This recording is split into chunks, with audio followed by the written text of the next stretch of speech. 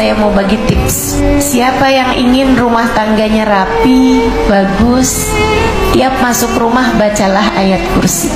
Siapa yang mungkin di rumah tangganya sedang diberi ujian kesusahan ekonomi, tiap masuk rumah baca kulhu al-ikhlas. Cobain. Ustazah, kalau dua-duanya rumah tangga saya nih sering berantem, rumah tangga saya juga miskin, saya mesti baca apa nih Ustazah? Baca dua-duanya kalau gitu.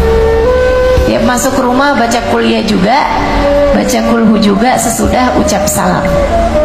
Ya, masuk rumah assalamualaikum warahmatullah. Kalau nggak ada orang, assalamualaikum ayyuhan nabi warahmatullahi wabarakatuh. Assalamualaikum wa ala ibadillahi salihin. Cobain kerjain itu. Ustazah, saya udah amalin tuh, tapi belum juga. Ya terus saja. Nanti kalau nggak ada kerjaan, keluar dulu dari rumah, masuk lagi baca ayat kursi.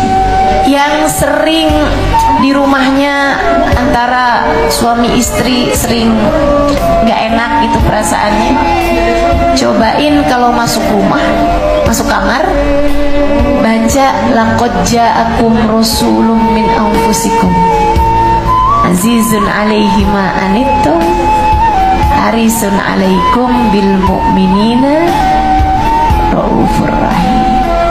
Silahkan amalkan ini, mudah-mudahan jadi tambahan terbangunnya surga dalam rumah tangga kita. Amin. Ada satu hal lagi yang juga saya mau ajarkan kepada teman-teman.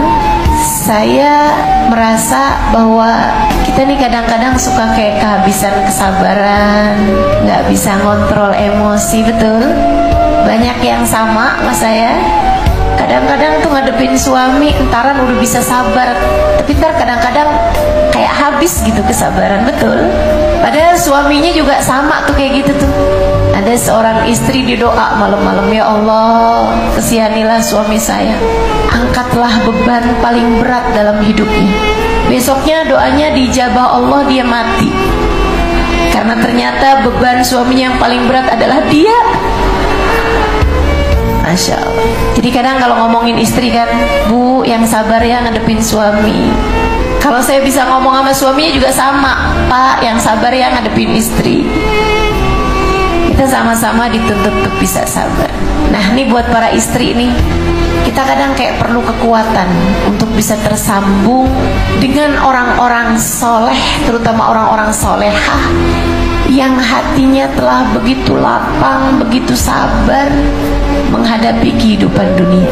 Nih, saya ajarin, begitu habis selesai salam salat, assalamualaikum warahmatullah, assalamualaikum warahmatullah, baca surat Fatihah, hadiahkan buat Sayyidah Khadijah, atau boleh juga kamu hadiahkan kepada Sayyidah Fatimah.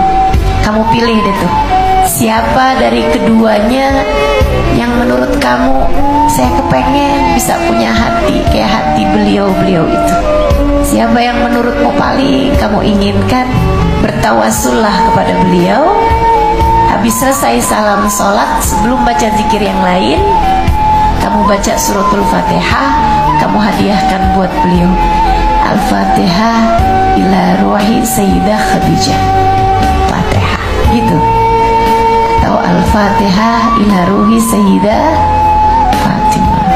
Mereka berdua ini perempuan-perempuan yang hatinya luar biasa, lapangnya, penuh cintanya, penuh rahmatnya, kesabarannya, ketawaduannya, husnudonnya, cinta kepada Allahnya, semuanya.